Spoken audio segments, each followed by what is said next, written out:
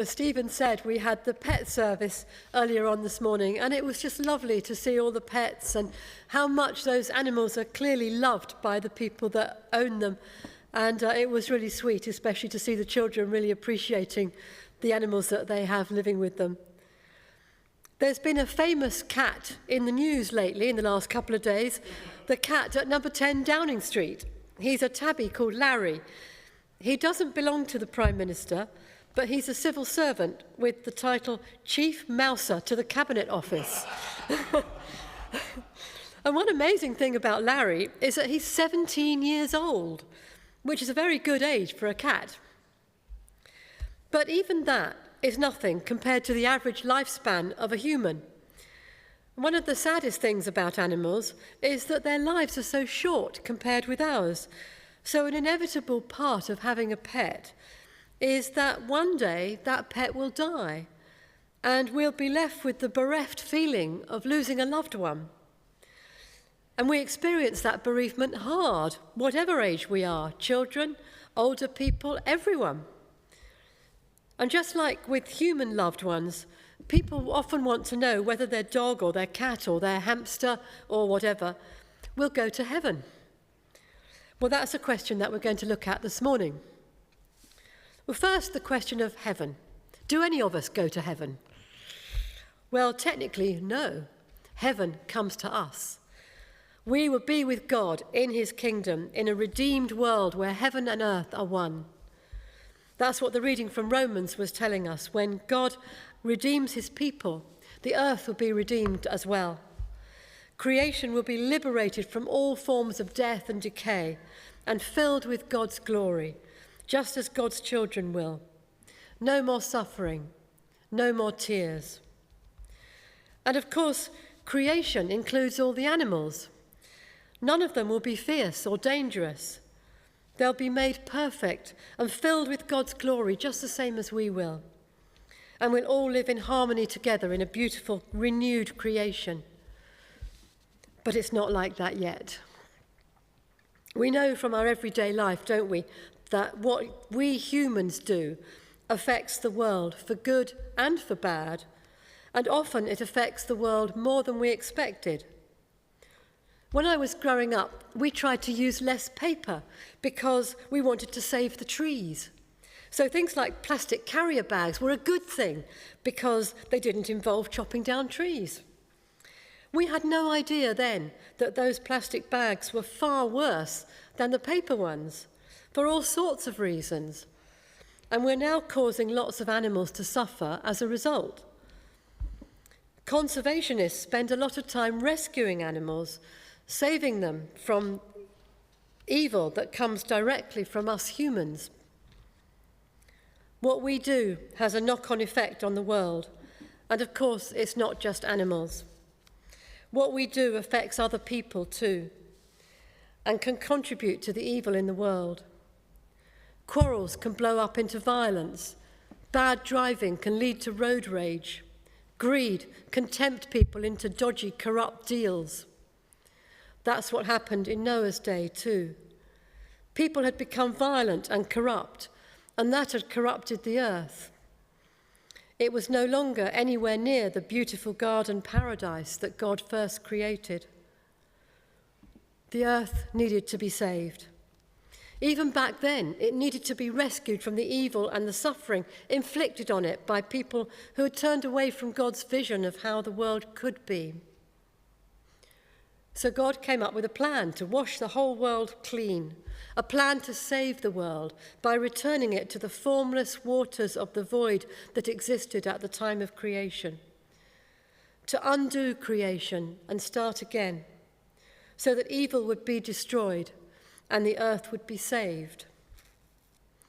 This was God's judgment, God's anger. He was destroying the world because of human violence and corruption and sin. So yes, the story of Noah is a story of judgment, but more importantly, it's also a story of salvation and rescue. God saved Noah and his family, and God saved all the animals. He rescued them from the evil of the world and from his judgment, and he rescued the world too. Many weeks later, God allowed them all to be reborn as the waters receded from the earth. The people and animals came out of the confined darkness of the ark as if they were being released from the close confinement of a womb, or as if they were springing free from a dark tomb. They emerged into a world that was glistening in the wonderful God-given light of the first sunshine that they'd been in weeks. So the story of Noah's Ark is not just the most famous animal story in the Bible and perhaps in the world. It's also a story about evil and judgment, but it's also a story about salvation. God saving Noah and saving his family from human violence and corruption, and God saving the animals from the violent world that they lived in as a result of human sin, and God saving the world from that stain of human evil and renewing it. The account gives us a picture, an illustration of the way evil works if it's unchecked. Envy and bitterness can easily grow in the human heart and lead to violence. We see that 2 chapters before in the story of Cain and Abel. Cain's anger and jealousy led him to murder his brother Abel. And we see it nowadays in countless TV dramas. Selfishness in anyone can easily lead to greed and then to corruption and even to violence. And that can escalate. We see that in so many of the conflicts and wars that are going on in the world. And those things also lead to pollution and damage of the earth itself. This is what Romans 8 is talking about when it says that creation is subjected to frustration and the whole creation is groaning as in the pain of childbirth. Nature and animals suffer because of human sin. It's a never-ending cycle that we can't break by ourselves. It happens in the world, we can see it around us, and it happens in the life of each individual. Selfishness and bitterness lead to violence, suffering, and more evil. And if we don't keep coming back to God, we can see it in our own hearts too. And this makes God sad and angry, so in his mercy, he steps in. He wants to rescue his beautiful children and his beautiful world from that cycle that destruction causes. That's exactly what he did when he rescued Noah and his family and all the animals, keeping them safe in the ark while he dealt with evil, washing away all trace of it so the world was washed clean. The flood is a graphic description of God's rescue of the world from evil and suffering when he reversed his own creation and brought about a new creation as the world was washed clean.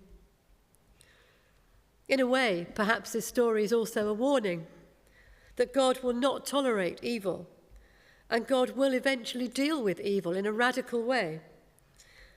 The warning to us is to work hard to preserve God's world and avoid violating it with our corrupt, polluting lifestyle. God has a plan to rescue the world from evil, and we can be part of that, reducing the evil that we inflict on nature by being careless. This image of cleansing with water that we get from the flood crops up in other places in the Bible too. One is the crossing of the Red Sea. God is rescuing the people of Israel from slavery in Egypt. But they're stopped in their tracks by a huge barrier, the Red Sea. But salvation comes in a dramatic way. The sea opens up for them, and as they go through the waters and emerge safely on the other side, they're reborn as a free nation, affirming their identity as God's people. And the Bible likens this to baptism. The water in the font is another example of salvation through water and washing. It's a sign of God's rescue, and it's a pledge that we would be reborn in God's perfect, clean, new creation. But what's that got to do with animals and whether we'll see them in the afterlife? Well, hopefully you can see how all these pictures add up. Human sin causes the world and the animals to suffer, but God's rescue of humans from that sin is bound up with his redemption of the world. As he delivers us from evil and washes everything clean, the world is redeemed from all that evil, and it's reborn or renewed. And that means that all the animals who are part of the world will be redeemed and renewed too. This enables us to see animals in the right way, as beautiful beings that God has made and loved. He has saved them once, and he will save them again. We can join him in that salvation by treating all animals with care and respect. That's not just our pets who we love, but all animals, whether they're in our homes or in the seas. And there's one more link in the chain. It's Jesus' death which has made all this possible. His sacrifice of himself on the cross is what rescued the world from the power of evil. The Bible sometimes refers to Jesus' death as a baptism. The water of baptism symbolizes the destruction of evil, the flood, the Red Sea, Jesus on the cross. Then coming out of the water symbolizes the salvation, coming out of the ark, the parting of the Red Sea, Jesus' resurrection coming out of the tomb. So the animals in Noah's ark tell us that God cares about the animals and about his world, and he will rescue them from evil. God makes that very clear after the floodwaters have gone down. In Genesis 9, he makes a covenant not to flood the earth again. And we often refer to this as God's covenant with Noah. But actually, that's only part of the story. The covenant is not just with Noah, and it's not just with human beings. It's with all living creatures. Genesis 9, verse 16 says, "Whenever the rainbow appears in the clouds, I will see it and remember the everlasting covenant between God and all living creatures of every kind." So next time you see a rainbow, make sure you show it to your dog or your cat or your hamster or whatever, because God's promise of protection and salvation is for them too. So when we are joined more fully to God in his heavenly kingdom, it will be here on a redeemed and renewed earth. And there will be dogs and cats and hamsters and guinea pigs and every other kind of animal there too, here too, all redeemed and renewed, the same as us and the same as all the rest of creation, as it says in Romans 8. So if you've ever wondered whether the animals you love will be with God when they die, the answer is yes. They will be there alongside us in God's new creation, just as they were when God first made the world, and as they were when he made it new again after the flood.